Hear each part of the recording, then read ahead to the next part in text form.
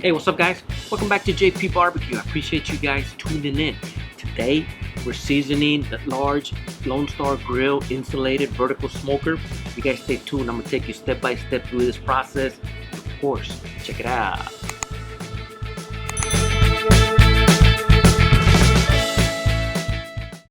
So here's the things that we're gonna need. First things first, we gotta go ahead and put these ball valves in.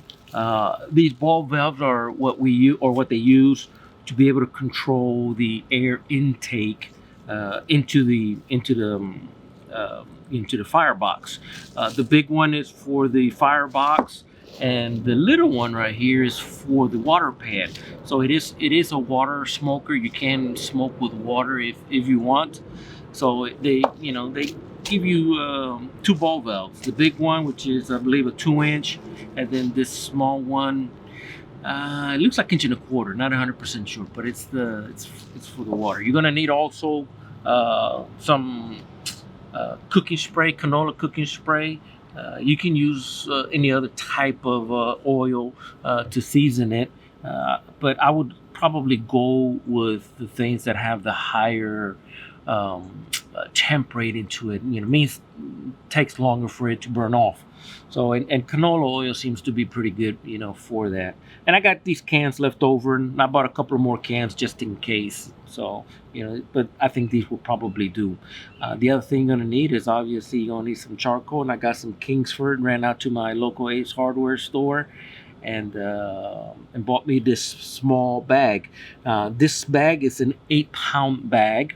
So doing the math, they say that with 40 pounds of charcoal, the two big bags in there, you can get 30 hours of smoke time in there. Okay, so 40, that's with 40 pounds of charcoal. This is only 8 pounds of charcoal, which is 1/5 of the charcoal that I'm going to be using. So if 40 pounds is good for 30 hours, 8 pounds should be good for 1/5 of what 30 hours is. So it should be good for 6 hours, and that's plenty of time, to get it seasoned.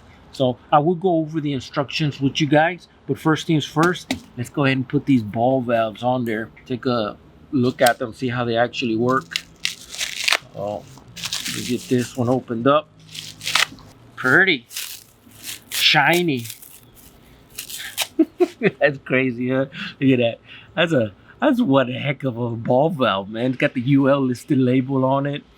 Okay, so it's pretty big ball valve. Take a look at this small one. And I tell you, man, ball valves are not cheap. I bought a ball valve for my large smoker.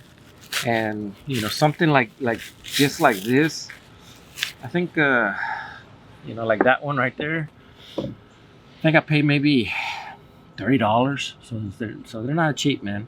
All right, let's go ahead and get them ball valves installed. Here we go. Let's go ahead and get this small ball valve put on. This is the one for the water. I want to make sure I get it where the handle comes out towards the front. So I think that's about right there. And there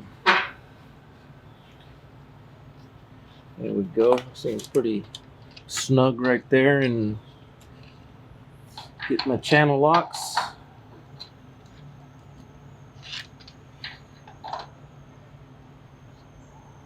And just bring it right up to the top. So that's it. That's the water valve.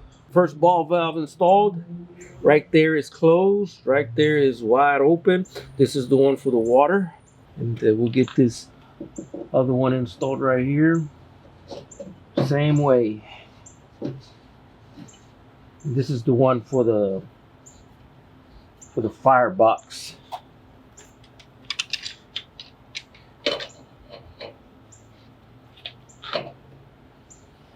And I want my handles right side up. That should be good enough right there. Yep, there it is. That's closed. And that's wide open. So here we go, guys. Let's go ahead and get these grates out of here. That way we can... Man, these are just so impressive. My goodness. Those are really nice. All right, I'll get all of these out, and then we'll start spraying it down. All right, I wiped it down just a little bit, but here's what the inside looks. I mean, without the grates, it's big. So I'm gonna spray it all down, including the door. We'll start from the inside and work my way out. All right, got that part done. Let's get the door. Got the door done. I'm gonna put these grates back in, one at a time, and I'm gonna spray them down as I put them in. Got the inside done, sprayed down with the canola oil. Got the grates sprayed down. Got the inside of the door. So this chamber part is done. You know, I even got the gasket sprayed. You know, just wiping this excess oil off the sides. So here's that. It's time to do the firebox. Let's go ahead and get this basket out of here, because they did say to spray the entire firebox as well. So I'm going to spray the inside and the basket in as well. Let me get this thing put to the side. Make sure I don't hurt my back.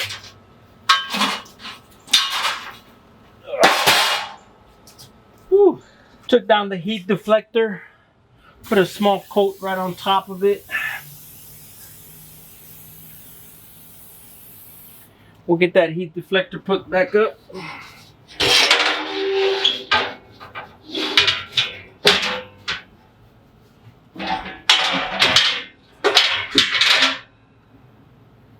There we go. And get this firebox sprayed down. He did say to in the instructions to make sure that you spray this bottom part of the firebox, because this is where you're gonna get the most heat. You know, and this is it's pretty thick. It's pretty insulated, and this is you definitely want to protect this. Build this patina up on here, protect it from getting rusted, because the heat will destroy the oil, and if you don't keep it oiled up, that rust will eat it up. We'll get this sprayed down, and then get the basket done as well. Firebox is all that's left.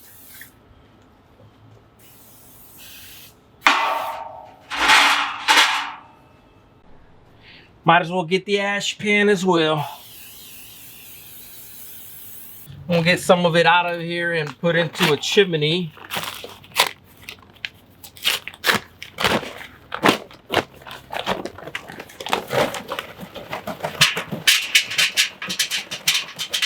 That should be good enough. I don't think I need a whole lot. Set that to the side. And the rest of it, I'm just gonna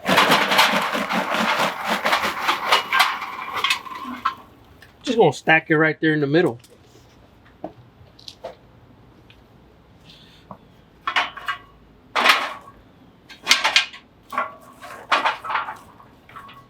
Yeah, something like that, and then I'll just put the lit charcoals right on top. So let's get that charcoal lit. Let's go ahead and open up these dampers all the way. Water's closed. Ball valve wide open. Let's get this charcoal in here.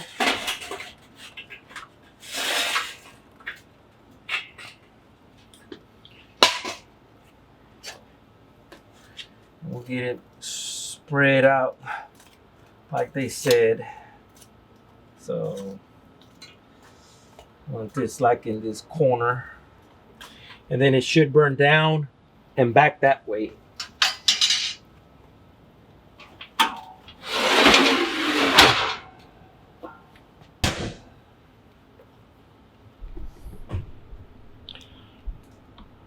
And that's pretty much it. Wait till it gets about 225 and we start tweaking the ball valve and start dialing down the damper up at the top. Let's get this bad boy seasoned up. Starting to see some smoke come out the top. It is 11:47. It's only been a few minutes that I closed the firebox, and want to see how long it takes to get it from 0 to 225 before we have to start dialing it down. If you're using the ball valve to maintain your pit temp, you would want to close down the ball valve and smokestack approximately 50 degrees of your desired set point. So if my set point is 275, at 225, I need to start closing that ball valve. Let's see by how much. Example, if you want to cook at 225, then your pit temp is climbing. You want to start closing down the valve way before reach that temp. So if you want to cook at 225, at around 175, you will want to close the valve down about a quarter open. So from wide open to a quarter open, that's assuming you're running it at 225. So I may just cut it down maybe to half, because I'm going to run it a little bit hotter at 275. But between a quarter and half is where I'm going to play with it. As the pit reaches its 200 degrees, close down the ball by half. So then close it in by half again, once you're getting closer. And it says approximately 1/8 open. So you can keep a temp of 225 with that ball valve just barely cracked open, 1/8 open of it open. Wow, that's pretty cool. You will need further fine tuning as you hit your set point. When using the valve as an air control, it is possible to dial it in and hold it at your set point without much adjustment throughout the cook, but it should never be considered as stable as it would be with an automatic temp control device. Yeah, absolutely. What they're saying is, using a barbecue guru or a flame boss, you can control that temperature precise, and that's true. With my Weber Smoky Mountain, I set that bad boy at 275. Psh, it'll stay right there. Them things are pretty cool. I got 12:47 on my watch, and like I said, it's gonna be a learning curve to how to run these smokers. So I started off with maybe just I don't want to say a handful of briquettes. It was probably maybe 10 or 12 of them in there, and the rest of the 8-pound bag, I put inside the charcoal basket, and I laid it on top. And it's only reached 175 degrees. I got the top wide open and the bottom ball valve wide open. So using the ball valve to control the temp, if you start off small, it's going to take you longer to get up to temp. And this is the first time I fire it up, so I'm learning myself. So I think next time what I'll do, I'll probably start with a bigger basket of chimney that's lit. But yeah, it's steadily climbing to 200. I can put my hand on it. It's a little warm up here at the top. It's much warmer. And the fire door, show you the fire door. Touching the fire door, yeah, that's hot right there. Okay, that is, yeah, I can't touch that. That's pretty hot right there, and probably has to do with the charcoal being. I put the charcoal up close to the front of the charcoal basket. So I think maybe next time I'll try to keep it towards the middle. That way it just burns in the middle. Or depending what kind of barbecue I'm going to do, what kind of smoke I'm going to do, depending how long I'm going to be doing it for. But this is just seasoning. I'm going to try to season it for about 6 hours or see how long it goes. But yeah, it done past 175. It's on its way to 200. Once I get to 225, I'm going to close the dampers down. So the tell true gauge has hit 225. It's time to start dialing it down. I'm going to choke it down to about half and go from there. Okay, I'm gonna go half 225. I'm gonna run it at 250. I'll cut it down again if it doesn't slow down. So we'll just cut this to about half, and ball valve closing it to about half.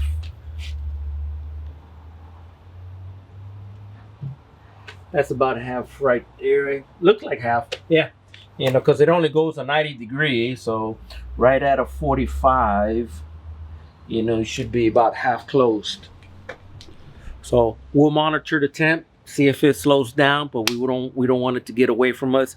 250, 275 is the most we want to go. Just as a time scale, it took roughly an hour and 15 minutes to go from 0 to 225. So an hour and 15 minutes, that could be pretty lengthy, you know, depending, you know, what time you want to start cooking. But seeing that it will last a long time, an hour is probably nothing compared to the 6 hours that it's probably going to last. But next time, I'll start with more charcoal that's lit in the basket and go from there. So the temp has reached roughly about 250 degrees.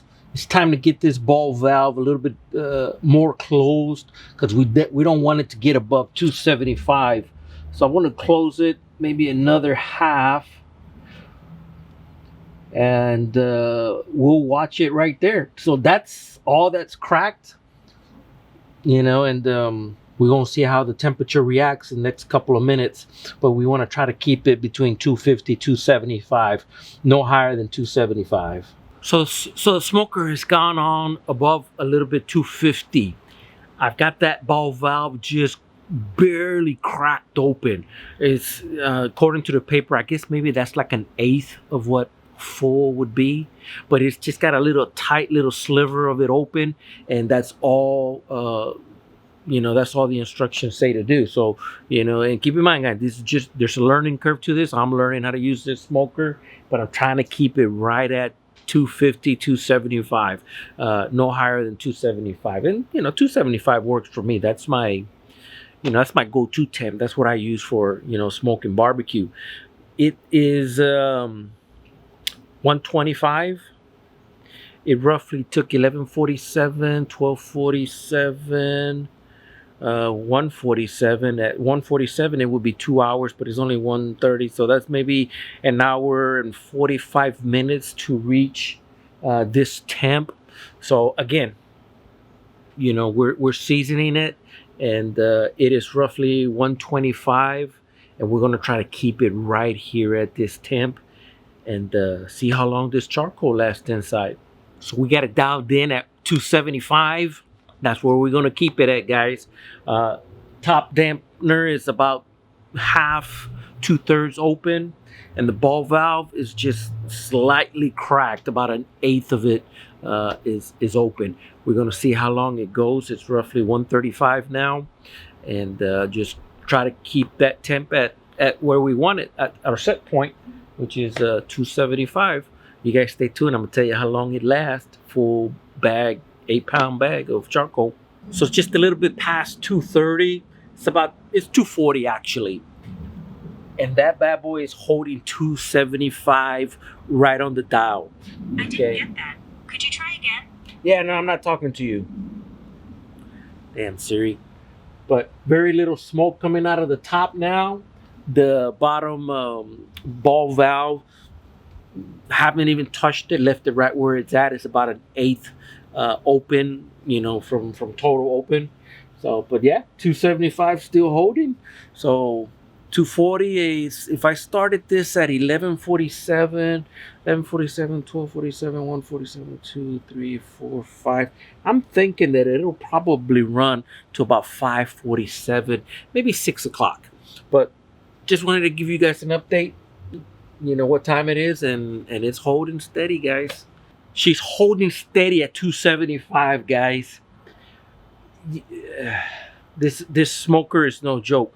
I'm sweating a little because I'm over here working a little bit in the yard, cutting the grass, and I'm moving some receptacles around, you know, get my outdoor kitchen, you know, how I want it.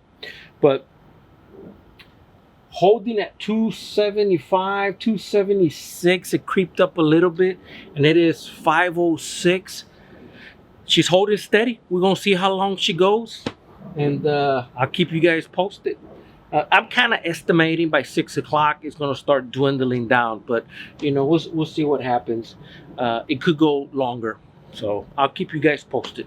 Hey guys, it's a little bit past 6 o'clock. The Lone Star Grill Large IVS is still rocking a 275.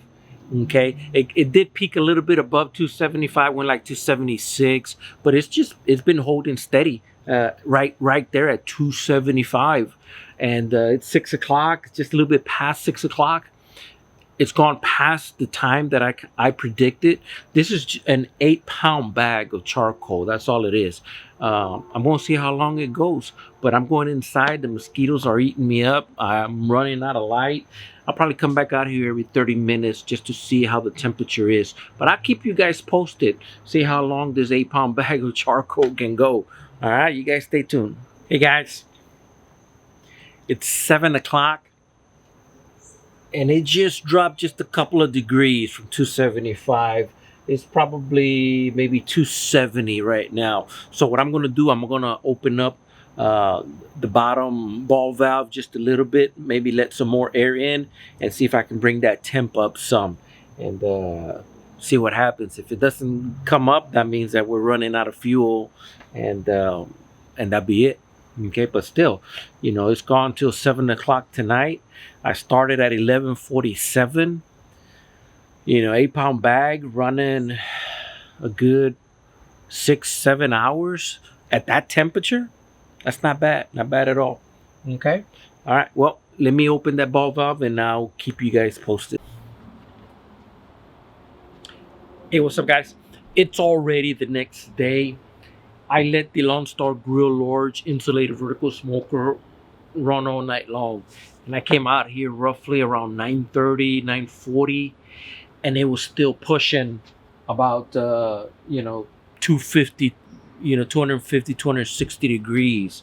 One of the things I did before that was, as I noticed that the temperature was dropping a little bit, I went ahead and opened the ball valve just a little bit to allow more air in there to burn up, some remaining fuel. And that caused the temperature to get back up there. So it was 10 o'clock at night and this bad boy was still putting out some heat.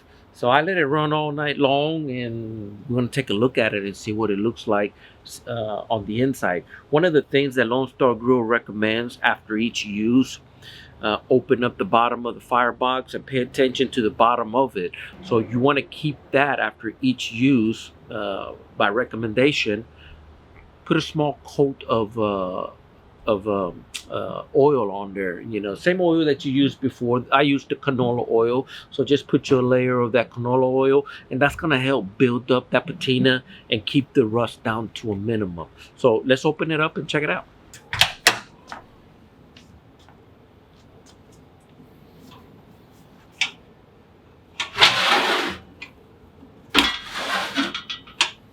Here's what she looks like. Yeah, no, there ain't nothing left in here. Maybe just a little bit over here on the, on the front side of it that, didn't catch. But from that 8-pound bag, that's all that's left, just those 4 little pieces. And it ran all night long. So get this shaken up. Let me get this put back in there, and there's what that 8-pound bag looks like. We're gonna get that scooped up and thrown in our ash bucket, I should say.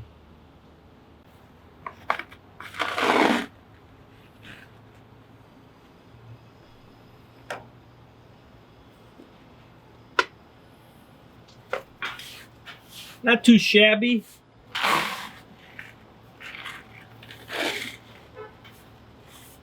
Burn through that 8 pounds of charcoal pretty efficiently, I believe. I mean, very efficiently for the amount of time we got out of it.